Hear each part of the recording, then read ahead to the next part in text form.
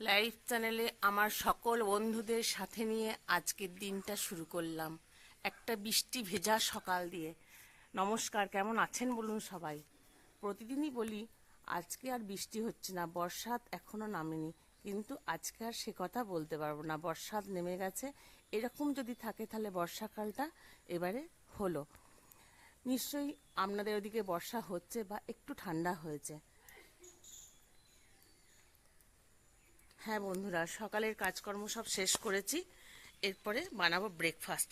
চলুন যাই ঘরে। বাইরে থেকে ভিডিওটা শুরু করলাম, এবারে ঘরে যেয়ে সকালের কাজকর্ম আপনাদের সাথে করে নিয়ে শুরু করব। কালকে দেখিয়েছিলাম মোচাটা পরিষ্কার করে রেখে দিয়েছি, এটা মোচাটাকে কাটবো, রেডি করব। তারপরে আটা একটু মাখা আছে, তারপরে ব্রেকফাস্ট বানাবো। রান্নাঘর এখনো ওলট পালট হয়েই আছে, এগুলো সব ঠিকঠাক না করে রাখলে কাজল এসে খুব তাড়াহুড়ো করে। সব ঠিকঠাক করে গুছিয়ে রাখি, তারপরে রান্না করে। আর আপনারা হয়তো ভাববেন যে আমার তো সব কিছুই ঠিক আছে, কেন রান্নার লোক রাখা হয়েছে। আসল কথা বন্ধুরা, পারি না।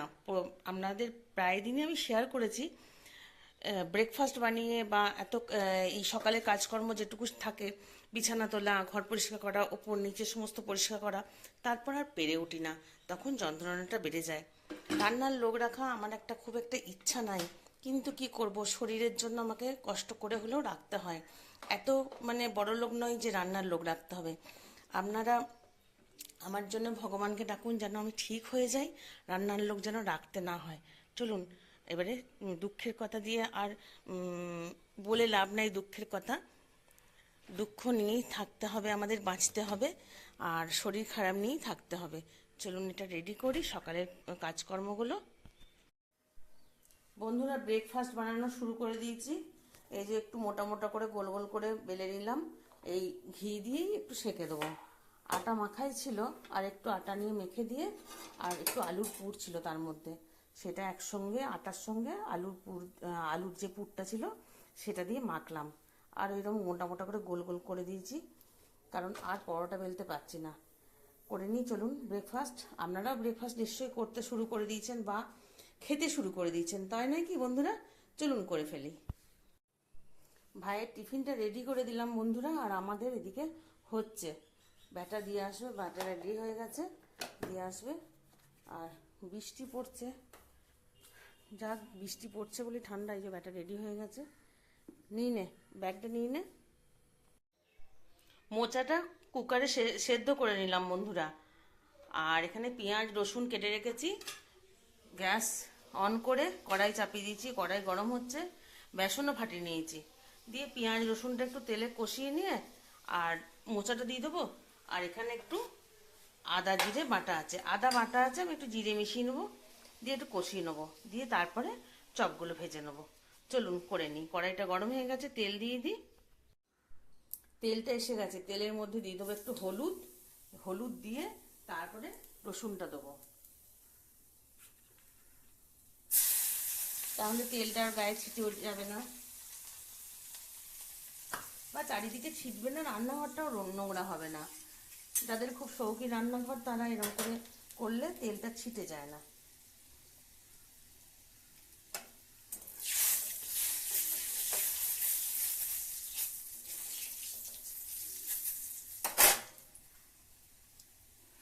রসুনটা লাল হয়ে যাওয়ার পর পেঁয়াজগুলো দেবো। একটু বেশি করেই পেঁয়াজটা কেটেছি বন্ধুরা, কারণ মোচাটা একটুখানি ছোট ছোট কলা কলা হয়ে গেছিলো, তাহলে খারাপ লাগবে না, খুব একটা কষা টষা লাগবে না। যদিও আমাদের কাছে মোচাগুলো খুব টেস্টি।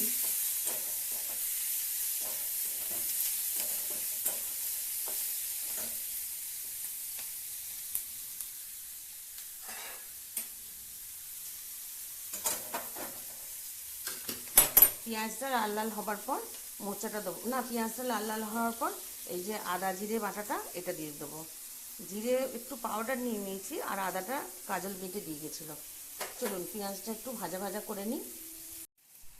পেঁয়াজটা তেল ছেড়ে গেছে, এরপরে দিয়ে দেবো আদা জিরে বাটাটা। আর পেঁয়াজের মধ্যে একটু নুন দিয়ে দিয়েছিলাম, তাহলে তাড়াতাড়ি করে পেঁয়াজটা ভাজা হয়ে যাবে। ব্যাস এরপরে একটা তেল ছেড়ে গেলে ওই মোচাটা দিয়ে দেবো, মোচাটা দিয়ে একটু কষিয়ে নেবো, তারপরে চপগুলো করবো। এটা একটু সিম করে হোক, নাহলে পুড়ে যাবে, তেলটা ছাড়ুক। মশলাটা তেল ছেড়ে এসছে, এরপরে দিয়ে দেবো মোচাগুলো। মোচাগুলো দিয়ে মোচার সেদ্ধটা দিয়ে একটু কষিয়ে নেবো।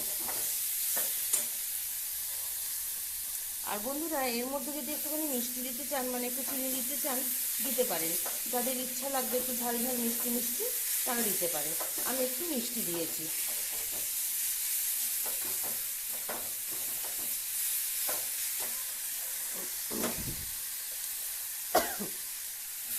মশলাটা একটু ঝাঁঝ এসে গেছিলো বলে কাশিটা হচ্ছে। চলুন এটাকে নামিয়ে নিয়ে একটু ঠান্ডা করে তারপরে চপগুলো করব।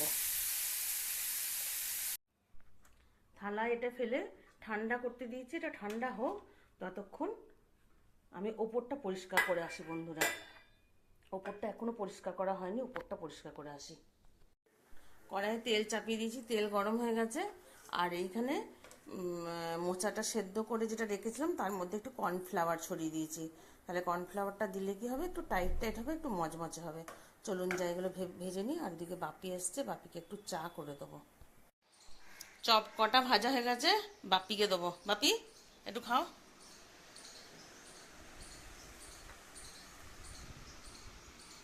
দাঁড়াও, গরম দেখবে।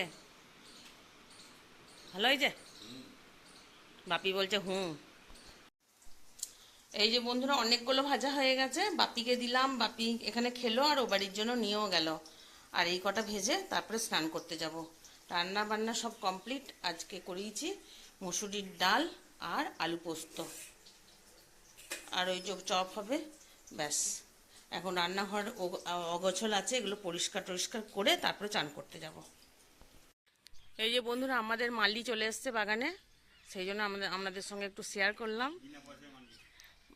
বলছে বিনা পেটে ভাতে মারলি। আমার স্নান সারা হয়ে গেছে, ওর হয়নি এখনো। আর মালি বললাম বলে আবার বলবেন না যেন ভাইকে মালি বলছেন। এটা একটা মজা, আমরা এরকম সিরিয়াস মজা করতেই থাকি।